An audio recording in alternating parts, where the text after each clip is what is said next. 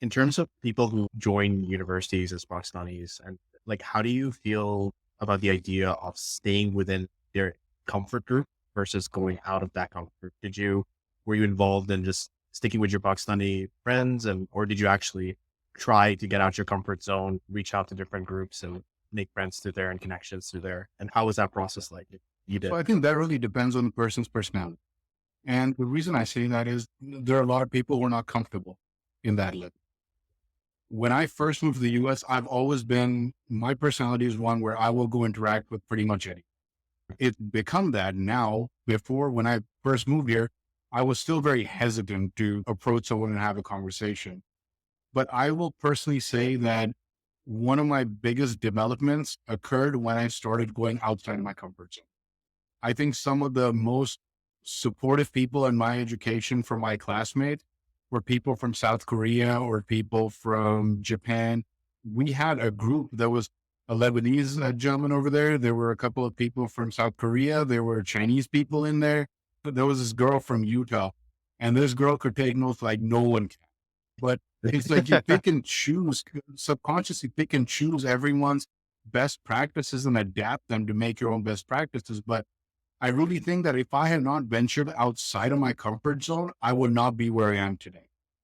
With that, I will also say being Pakistani, if you stay in that comfort zone of be staying with the Desi group or the Pakistani group and stuff, you make it a lot harder for yourself to break out of that mentality, which makes it a lot harder for your career development and professional growth as well. Just adapt, right? And be able to mold yourself into what you need to be to make yourself optimal for success. Okay. And how did you find that motivation or just that push to try to get out of your comfort zone? Do you remember what was like that driving factor that said, okay, you know what? I'm just going to give it a shot. If I get ignored, if I fail, like, how did you get over that? So I remember exactly when this happened. It was my second semester in college. I had an intro to accounting class.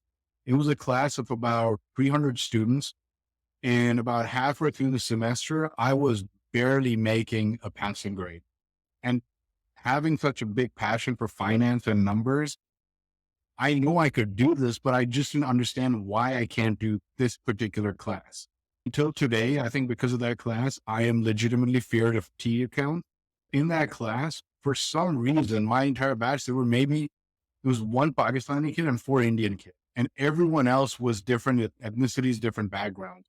So the guy sitting next to me, he's walking through that exercise like it's a cakewalk.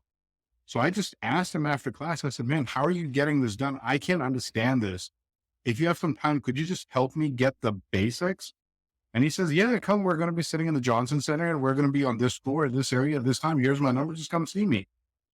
I didn't even realize how comfortable other people are to and willing to help, right?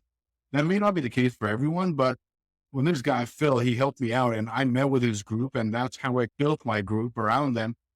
And then I surrounded myself with people who just really wanted to study.